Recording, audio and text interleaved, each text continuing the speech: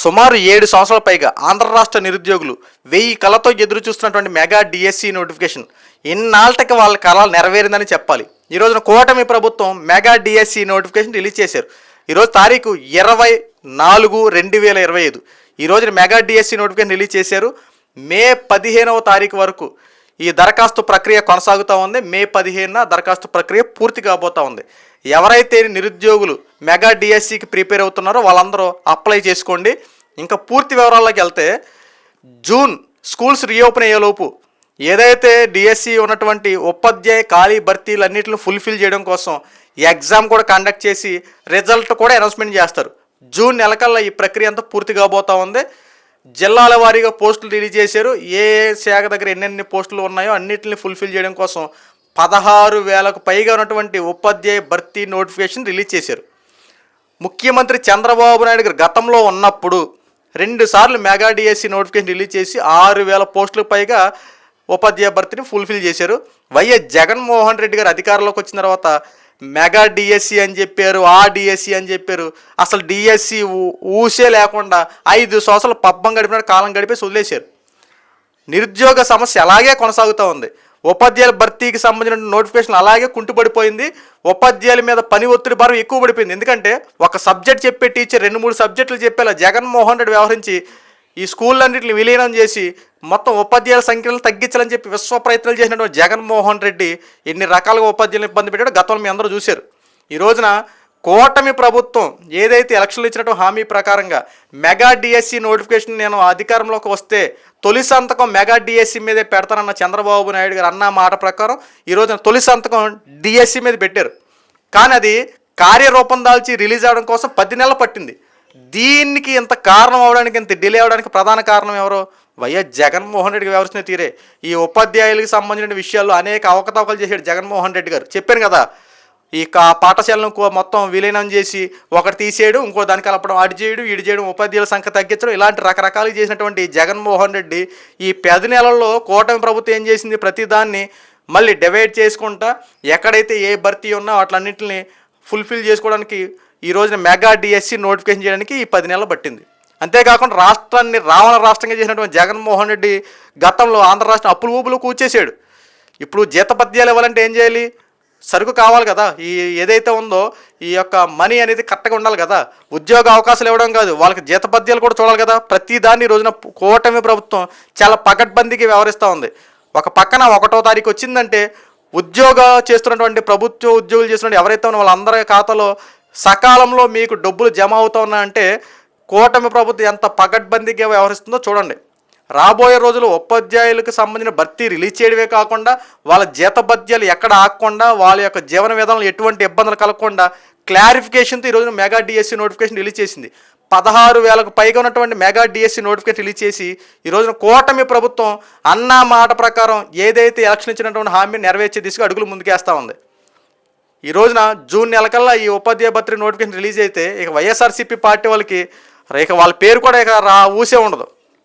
నిన్నటి వరకు కూడా చంద్రబాబు నాయుడు గారి ప్రభుత్వం మీద ఈ మెగా డిఎస్సి రిలీజ్ చేయట్లేదని చెప్పి ఎంత దారుణంగా విషం కక్కారో ఒకసారి చూడండి. రావడం మెగా డిఎస్సి మీద సంతకం పెట్టినటువంటి చంద్రబాబు నాయుడు గారు దాని ఊసే లేదు, మెగా డిఎస్సి అన్నారు, ఆ డిఎస్సి అన్నారు, అది లేదే లేదని చెప్పి పెద్ద ఎత్తున విషం కక్కారు. అధికారంలోకి రాకముందు ఒక మాట, అధికారంలోకి వచ్చిన తర్వాత ఒక మాట అని చెప్పి రకరకాలుగా మాట్లాడిన అనేక మంది అన్నారు. ఈ రోజున వాళ్ళు నోటి మీద ఏలేసుకునేలా ఈ రోజున కూటమి ప్రభుత్వం మెగా డిఎస్సి నోటిఫికేషన్ రిలీజ్ చేసింది.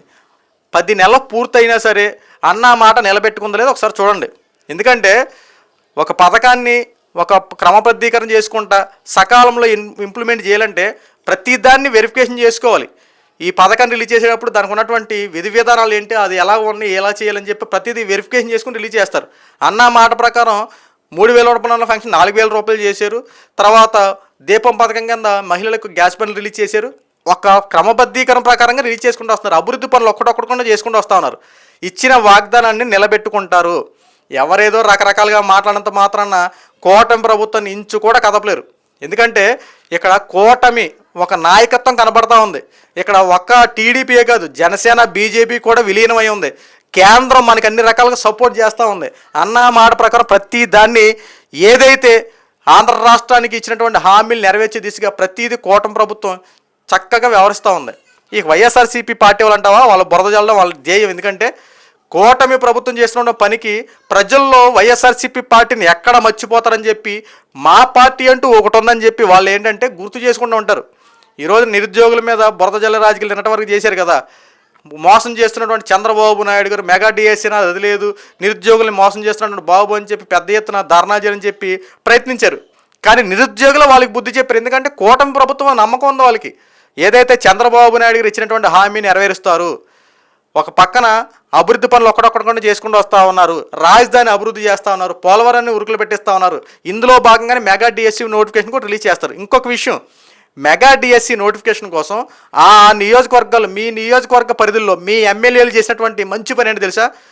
మీ నియోజకవర్గంలో మీ ఎమ్మెల్యేలు ఉచితంగా మెగా డిఎస్సీ కోచింగ్ సెంటర్లు ఏర్పాటు చేశారు. క్వాలిటీ స్టాఫ్ని పెట్టి మెగా డిఎస్సీ కోచింగ్ సెంటర్లు ఏర్పాటు చేశారంటే ఒకసారి ఆలోచించండి.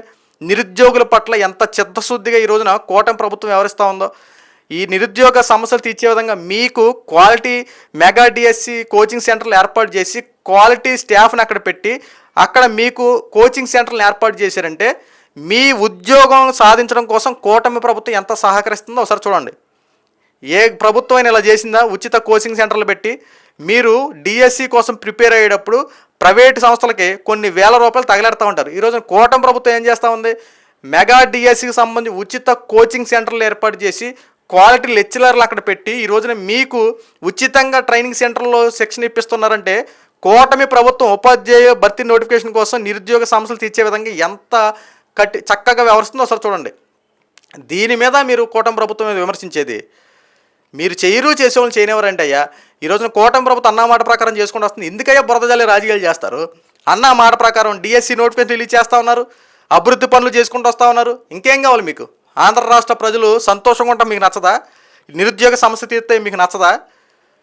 గతంలో మీరు ఏం చేశారే జగన్మోహన్ రెడ్డి గారు? మెగా డిఎస్సి అని చెప్పి ఎలక్షన్లకు 3 నెలల ముందనగా డిఎస్సి రిలీజ్ చేసి ఏదో నామకే వాస్తి అన్నట్టు ఏదో ఓట్ల కోసం ఏదో మిమ్మల్ని నమ్మేసి ఓట్లు వేసేస్తారని చెప్పి 3 నెలల్లో ఎలక్షన్లో జరిగే టైంలో 3 నెలలకు ముందు డిఎస్సి ఓపెన్ చేసేసా, డిఎస్సికి మీకు రకాలు చేసేస్తా ఉన్నా, మీకు ఉపాధ్యాయ నోటిఫికేషన్ భర్తీ చేసేస్తున్నా, క్లియర్ చేస్తానని చెప్పి వాగ్దానం చేసి అది నామకే వాస్తులకు అక్కడ ఆగిపోయింది.